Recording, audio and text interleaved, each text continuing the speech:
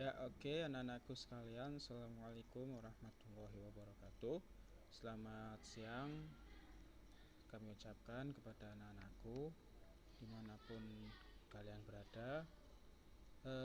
Pada kesempatan siang hari ini saya akan mencoba untuk menjelaskan mengenai hubungan unsur geografis dan penduduk di ASEAN. Pada materi yang sebelumnya kita sudah bicara tentang ASEAN. Apa itu ASEAN, bagaimana ASEAN didirikan, dan siapa saja anggota-anggota ASEAN. Kita sudah mempelajari itu semuanya pada pertemuan sebelum ini. Dan kali ini saya akan mencoba untuk menjelaskan hubungan unsur geografis dan penduduk di ASEAN. Yang pertama yaitu mengenai sumber daya alam kawasan ASEAN. Nah, sumber daya alam di sini ada tanah, hutan, flora dan fauna ya, termasuk di dalamnya. Kemudian ada perairan laut dan tambang. Kita akan bahas satu-satu. Maaf. Tanah dulu yang pertama. Tanah di kawasan ASEAN sebagian besar adalah tanah vulkanik dan aluvial. Nah, tanah vulkanik adalah tanah yang terbentuk dari hasil letusan gunung berapi. Nah, kita tahu bahwa negara-negara di kawasan ASEAN, di kawasan Asia Tenggara itu kebanyakan memiliki gunung api aktif, dan yang paling banyak itu adalah di negara kita, di Indonesia. Ya, yang paling aktif itu ada Gunung Merapi, ya. Terus kemudian baru-baru ini kita juga dikejutkan dengan letupan dari Gunung Tambora. Terus kemudian ada yang di daerah Malang, Gunung Bromo. Nah, kemarin juga baru saja melepaskan material-material vulkanik. Nah, apabila kemudian material vulkanik itu sampai keluar, ya, melakukan eksplosif, maka material-material itu akan membentuk tanah. Tanah itulah yang kemudian menjadi tanah vulkanis. Kemudian tanah aluvial atau tanah endapan itu adalah tanah yang terbentuk dari hasil sedimentasi. Ini juga terjadi karena sebagian besar negara-negara Asia Tenggara memiliki daerah aliran sungai. Terus kemudian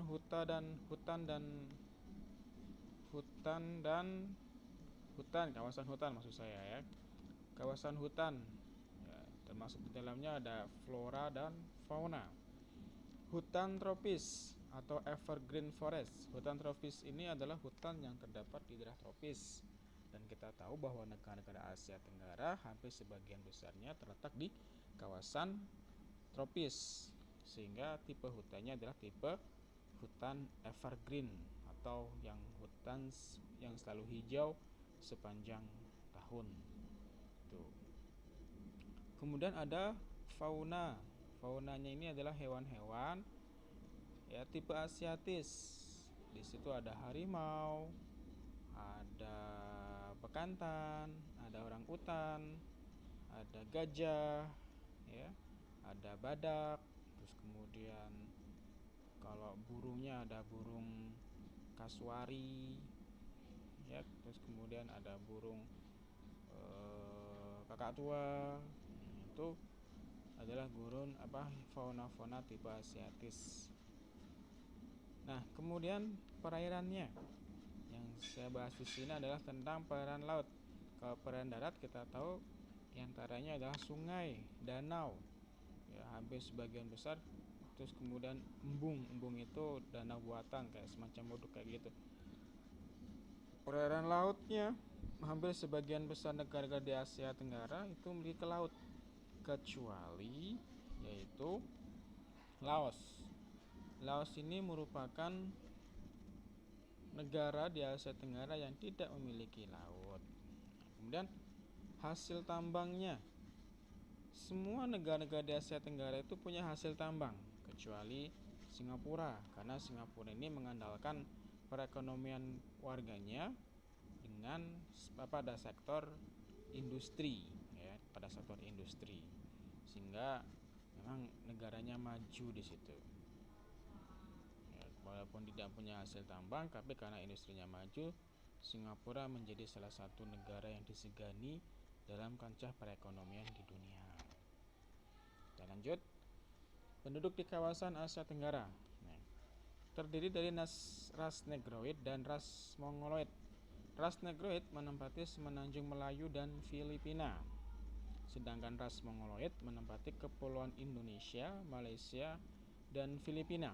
Ras ini terbagi atas Proto-Melayu atau Melayu tua dan Deutero-Melayu atau Melayu muda.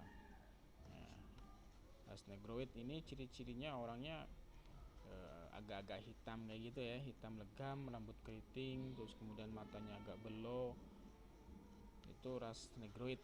Nah, ras Mongoloid itu tipe-tipenya kulit sawo matang ya, mulai dari kulit putih sampai sawo matang, mata sipit, rambut hitam, terus tidak begitu tinggi atau tinggi semampai.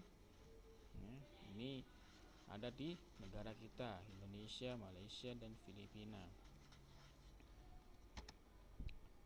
Kemudian jumlah penduduk kawasan Asia Tenggara. Nah, data yang sama ini sebenarnya sudah lama sekali, bahwa dari data tahun 2005, negara Singapura merupakan negara terpadat penduduknya se-Asia Tenggara. Ya, negara terpadat itu adalah negara Singapura. Yang harus kalian ingat adalah ini. Negara terpadat di Asia Tenggara adalah Singapura. Sedangkan negara kita, Indonesia, merupakan negara dengan jumlah penduduk terbesar se-Asia Tenggara. Ya. Kalau Singapura terpadat, kalau Indonesia terbesar atau terbanyak. Kemudian mata pencaharian penduduk di kawasan Asia Tenggara. Sebagian besar penduduknya adalah petani, kecuali tadi Singapura. Ya, karena Singapura ini mengandalkan mata pencahariannya atau kegiatan perekonomiannya pada sektor industri. Sedangkan persebaran penduduk di Asia Tenggara yaitu hampir 63% tinggal di pedesaan, termasuk negara baru ya, negara anggota baru Timor Leste itu 92% masyarakatnya hidup di desa. Kecuali Singapura yang 95% itu ada di kota, dan Malaysia 57%, kemudian Brunei Darussalam. Tuh. Lainnya tinggal di desa.